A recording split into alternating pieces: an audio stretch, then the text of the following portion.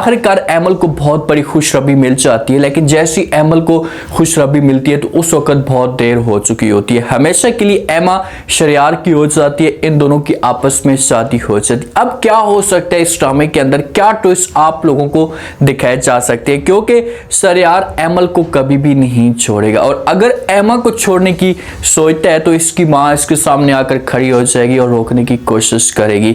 एमा के पास ऑप्शन क्या मौजूद है, ये कैसे एमल को नुकसान पहुंचाने की कोशिश कर सकती, क्योंकि जब इस हद तक भी जा सकती है जिस हिसाब से शरियार का रवैया इसके सामने आ रहा है तो ये कोई गलत कदम उठाने की कोशिश करेगी। क्या नेक्स्ट एपिसोड में कोई बड़ा कदम उठाएगी? अगर ऐसा कोई करती है तो क्या शरियार हमेशा के लिए इसे छोड़ देगा? एमल और एनी ने दोनों ने मिलकर बहुत कोशिश की, बहुत शरियार को समझाने की कोशिश की, लेकिन शरियार ने इनकी बात नहीं मानी, क्योंकि शरियार एक लालच में आ चुका था। उसे इस बात का पता चल चुका था कि लड़की भी प्यारी है और मेरा बच्चा भी नहीं है, तो मैं इसके साथ शादी करूंगा तो मेरा बच्चा भी प्यारा आ सकता है और मुझे खुशी भी मिल सकती है। तो इसी वजह से शरियार ने एमल की बात नहीं मानी और इसने शादी कर ली। जब एमल को सब कुछ पता चलता है कि भाई शरियार मेरी बात नहीं मारा तो उसे बड़ी तकलीफ होती है, उसकी हालत इतनी ख़राब हो जाती है कि उसे बेहोश हो जाती है। और जब बेहोश होती है, अब घर वाले ये समझते एनी वाले कि भाई एमल शादी की वजह से उसकी हालत ख़राब हुई है, इसलिए डॉक्टर के पास लेकर जाते हैं, वहाँ पर उसका इलाज करवाते हैं, ट्रीटमेंट इसकी शुरू हो जाती है। तो एक लेडीज डॉक्टर आती है और आकर जो एनी को कहती है कि भाई इसकी हालत इस वजह से ख़राब है कि ये प्रेग्नेंट है, इसे उम्मीद से है। जब एनी ये बातें सुनती है तो एनी इन बातों के ऊपर यकीन नहीं कर पा रही होती, उसे तो समझो कि पता ही नहीं होता कि भाई ये सब कुछ कैसे हो सकता है। हमें तो ये बताया गया था कि भाई कभी एमल माँ ही नहीं बन सकती। तो आगे से लेडी डॉक्टर कहती है कि भाई रिपोर्टें से बता रही हैं, आप मज़ीद रिपोर्टों का वेट करें, जब ओरिजिनल रिपोर्टें आएंगी तो आपके सामने सब कुछ सच आ जाएगा। लेकिन कम से कम आप अपने मरीज़ का, अपने पेशेंट का ख्याल तो करें। इसने सुबह से कुछ खाया ही नहीं है तो लास्ट में तो पर इसके बच्चे के ऊपर भी असर पड़ सकता है और इसकी भी हालत ख़राब हो सकती है। अब एनी अफान को अपने पास बुलाती है। अफान को जब अपने पास बुलाती है, एक अफान ही है जो इनके साथ मुश्किल वक्त में खड़ा होता है। अगर देखें कि जिस हिसाब से एमल ने एनी के साथ किया था, अगर इस जगह पर एनी काम ना आती एमल के तो एमल हमेशा के लिए टूट कर बिखर जाती। अफान को एनी अपने पास बुलाती है, उसे सब कुछ बता देती है, लेकिन ये लोग एक काम करते हैं कि ये एमल को यहीं पर छोड़ते हैं और दोनों यहाँ से भाग निकलते हैं। गाड़ी में जाते हैं, वापस अपने घर में जा रहे होते हैं। बार बार अफान इससे पूछने की कोशिश करते और कहते हैं कि बताओ तो सही तुम कहाँ जा रही? तो आगे से एनी कहती कि वहीं पर जाकर मैं आपको बताऊंगी। अब एनी बेचारी उसने 100% अपना पूरा जोर लगा दिया था कि भाई किसी भी तरीके से ये शादी ना हो, लेकिन जैसे ही दरवाजे पे पहुंचते हैं, दस्तक देने लगते हैं, अंदर इंटर होते हैं, सामने देखते हैं कि भाई मौलवी साहब जो दुआ खैर रखवा रहा होता है। भाई सब कुछ ख़त्म हो गया। एनी की सारी के साथ जो उम्मीदें होती हैं ये टूट जाती हैं। अफान को कहती है कि भाई अब अंदर आगे जाने का कोई भी फ़ायदा नहीं है, वापस चलते हैं एमल के पास। एनी वहाँ से चली जाती है, लेकिन अफान आकर बात करता है और आकर अपने भाई को कहते हैं कि भाई तुम्हें शर्म आनी चाहिए थी, तुमने क्या कर दिया, तुमने एमल की ज़िंदगी बर्बाद कर दी। बच्चे की खातिर तुम शादी कर रहे थे तो एमल को खुशी मिल चुकी है और बहुत जल्दी वो माँ बनने वाली है। जब शरियार ये बात सुनता है तो उसे यकीन नहीं आ रहा होता। यही शरियार था ना कि बड़े मोहब्बत के दावे करता था कि मैं तुम्हारे साथ सच्ची मोहब्बत करता हूँ, तुम्हारे अलावा किसी और के बारे में मैंने सोचा तक नहीं, लेकिन आज बच्चे के लिए दूसरी शादी करे। ठीक है, मर्द को शादी करनी चाहिए, औलाद से कोई भी कीमती एहसास नहीं होता। जिनकी औलादें नहीं होती उनको पता है कि भाई उनके घर कैसे या उनके कमरे कैसे सुनसान लगते हैं, लेकिन थोड़ा सा वेट तो करना चाहिए। अपनी दूसरी बीवी को कंट्रोल में करें, उस सब कुछ हैंड ओवर करें, उसे समझाने की कोशिश करें कि अगर कल को कोई किसी किस्म का मसला बनता भी है तो आपकी बीवी आपके ऊपर इल्ज़ाम ना लगाए। दूसरी बीवी अगर वो समझी हुई होगी तो फिर आपको इजाज़त देगी खुद, तो फिर आप इससे किसी शादी कर सकते हैं। अफान तरह की बातें सुनाता है, शरियार इन बातों के ऊपर यकीन ही नहीं करता कि भाई ये सब कुछ कैसे हो गया। उसे वहाँ पर अफसोस भी होता है कि काश मैं थोड़ा सा वेट कर लेता,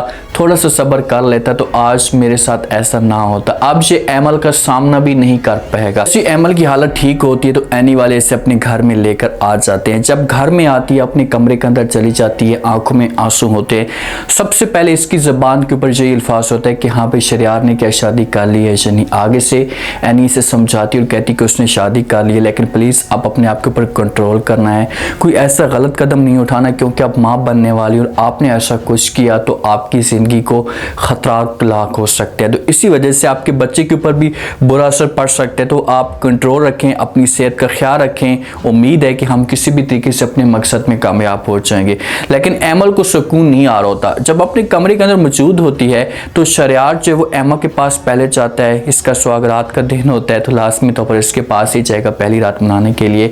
लेकिन उससे पहले पहले ये शरियार आ जाता है एमल के पास, आकर बात करता है, इसे समझाने की कोशिश करता और कहते हैं कि एमल जो कुछ भी होना था हो चुका है, मुझे इस मामले पे बहुत ज़्यादा दुख है, लेकिन प्लीज़ आप मुझे माफ़ कर दे। अब जाकर ये माफ़िया मांगने की कोशिश कर रहा है जब चिड़ियाँ खेत चुग गई हैं। अब जाकर इसे सब कुछ याद आ चुका है। देखिए कि लालची इंसान है। तो आगे से जब एमल ये बात सुनती है तो ये शरियार को साफ अल्फाज में इनकार कर देती है और कहती है कि कभी भी मैं आपकी ये बात नहीं मानूंगी और ना ही आपकी बातों के ऊपर मैं यकीन करूंगी। कम से कम अब थोड़ा सा तो वेट कर लेते, थोड़ा सा तो इंतज़ार कर लेते मेरी खुशी का। अब मैंने आपको कहा था कि मुझे खुशी ज़रूर मिलेगी, लेकिन आपने बहुत देर कर दी। अब मैं आपके साथ बात नहीं करना चाहती, आपके साथ नफरत करती हूँ। बातें इसे सुनाएगी, तरह तरह के इसके ऊपर इल्ज़ाम लगाएगी कि तुम मेरे साथ मोहब्बत ही नहीं करते, झूठी मोहब्बत करते थे। सारी बातें इसे सुनाएगी।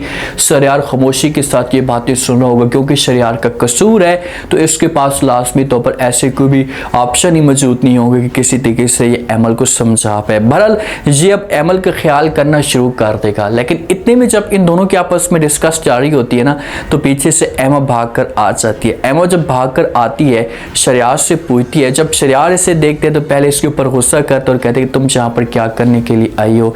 तो एमा कहती कि मुझे ये बताओ कि तुम यहाँ पर क्या करने के लिए आए हो। शरियार कहता है कि भाई मेरी बीवी है तो लाजमी तौर पर मैं अपनी बीवी के पास ही आऊँगा ना, किसी और के पास तो नहीं जाऊँगा। तो एमा कहती कि भाई मैं भी तुम्हारी बीवी हूँ ना, अब मेरी पहली रात है, तुम्हारा हक बनता है कि तुम मेरे पास रहो और तुम यहाँ पर भाग कर आ चुके हो, चलो मेरे साथ। लेकिन आगे से शरियार इनकार करेगा और कहेगा कि नहीं, मैं तुम्हारे साथ जो कभी भी नहीं आ सकता। पहली रात भी मेरे ख्याल में एमा को नसीब नहीं होगी, क्योंकि जिस हिसाब से शरियार का गुस्सा दिखाया जा रहा है, शरियार का रवैया दिखाया जा रहा है, तो शरियार एमा को टाइम तक नहीं दे पाएगा और यहीं से एमा के जो दिन होंगे ये बुरे स्टार्ट होना शुरू हो जाएंगे। और देखना कि आगे एमा एमल के बच्चे को भी नुकसान पहुंचाने की कोशिश करेगी और इसके पास ऑप्शन ही सही मौजूद है।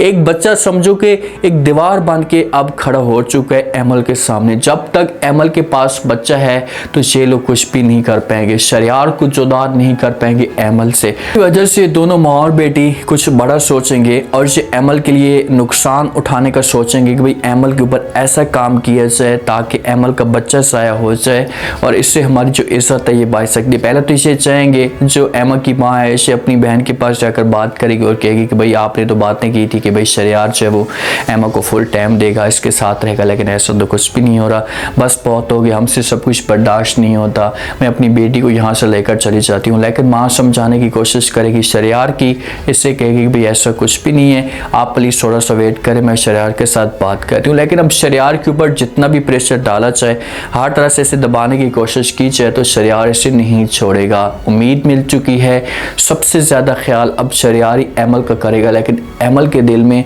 वो वाला मकाम नहीं होगा, क्योंकि दोनों सामने खड़ी हैं। जब तक तलाक नहीं देगा शरियार एमा को तो एमल इसके साथ नहीं रहेगी। अब देखते हैं कि क्या करता है शरियार, इसके पास ऑप्शन क्या मौजूद है, इसे कैसे एमा को छोड़ता है, क्या एमा को तलाक भी दे सकता है या नहीं। उम्मीद है आज का रिव्यू, आज के टीजर आप लोगों को पसंद आया होगा। आपने कमेंट सेक्शन में अपनी कीमती लास्ट में आपको क्या लगता है, क्या नेक्स्ट आने वाले के साथ में जिस हिसाब से ये सब कुछ कर रहा है शरियार और एमा को अपना रवैया दिखा रहा है, तो क्या एमा यहाँ पर चुप बैठेगी या कोई गलत कदम उठाने की कोशिश करेगी। एमा के पास ऑप्शन क्या है, क्या ये एमल के बच्चे को नुकसान दे सकती है या नहीं। लास्ट में फीडबैक दें और चैनल को लास्ट में सब्सक्राइब करते हैं।